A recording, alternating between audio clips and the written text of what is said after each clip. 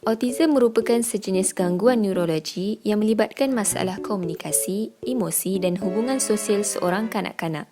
Ia juga melibatkan masalah integrasi diri dan masalah perkembangan fungsi otak dan tumbuh-sarang. Punca keadaan ini berlaku masih tidak dapat dikenal pasti. Namun, terdapat kajian yang menunjukkan bahawa berkemungkinan ia diwarisi secara keturunan atau kecederaan otak traumatik semasa kelahiran. Tanda-tanda autism dapat dikesan pada kanak-kanak seawal umur 2 hingga 3 tahun dan keadaan ini tidak dapat dipulihkan. Menurut kajian, pakar mengatakan bahawa 1 daripada 100 kanak-kanak di Malaysia adalah kanak-kanak autism pada tahun 2018. Autism pertama kali diperkenalkan oleh seorang pakar psikiatri berasal dari Switzerland yang bernama Eugene Bleuler pada tahun 1911. Perkataan autism berasal daripada bahasa Yunani iaitu autos yang bermaksud sendiri. Ini menunjukkan salah satu sikap anak-anak autism iaitu menjauhi aktiviti sosial dan interaksi serta suka menyendiri. Kesedaran autism dalam masyarakat awam amat penting pada masa kini. Masyarakat awam perlu mendapatkan pendedahan dan ilmu pengetahuan yang mencukupi tentang masalah autism. Hal ini demikian kerana ramai lagi yang tidak mengetahui punca autism dan cara untuk mengatasi komplikasi autism. Masyarakat awam digalakkan untuk mengambil inisiatif supaya memahami isu-isu yang berkaitan dengan autism. Dengan penggunaan laman sosial, pelbagai usaha boleh dijalankan untuk membangkitkan kesedaran autism dalam masyarakat awam dengan lebih mudah. Sebagai contoh, poster yang dipenuhi dengan maklumat autism boleh ditularkan di laman sosial. Antara simptom yang ada pada kanak-kanak autism ialah yang pertama, kurangnya berinteraksi, di mana bayi autism yang berusia antara 12 hingga 16 bulan tidak mengeluarkan sebarang rengekan, bebelan atau perkataan.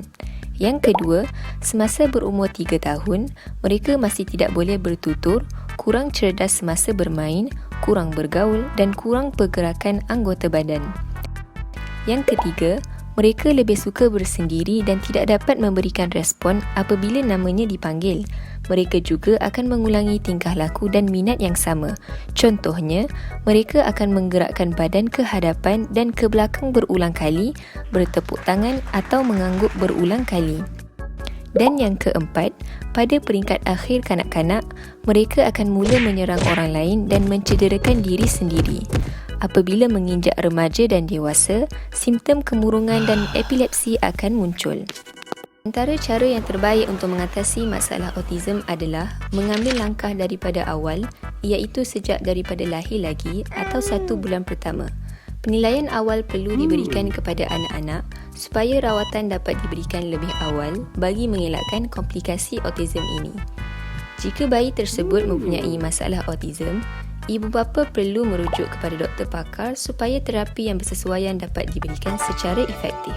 Tidak setakat mendapatkan terapi, ibu bapa turut boleh menghantar anak-anak ke sekolah pendidikan khas supaya keperluan mendapatkan pendidikan terutamanya komunikasi dalam komuniti. Tidak ketinggalan, psikososial yang melibatkan perkembangan emosi, personaliti dan hubungan sosial amat penting dalam perkembangan psikologi seorang kanak-kanak. Fizioterapi turut boleh memberikan cadangan dan nasihat kepada keluarga tentang aktiviti harian keluarga. Hal ini bagi meningkatkan daya kecergasan fizikal dan mental serta perkembangan kognitif yang baik melalui aktiviti harian.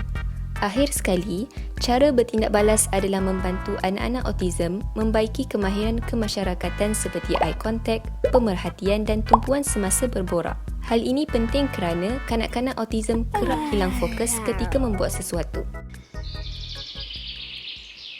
Tidak dapat dinafikan bahawa kesedaran ibu bapa dan masyarakat kini terhadap masalah autism telah meningkat.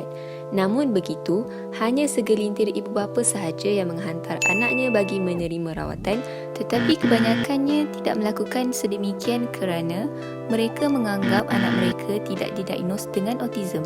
Sebenarnya, ibu bapa dan masyarakat perlu memberi peluang kepada kanak-kanak ini kerana masih ada harapan untuk mereka. Sekiranya diagnos dan terapi berterusan yang awal dapat diberikan kepada mereka, maka anak-anak autism ini mampu bersekolah bersama kanak-kanak normal lain.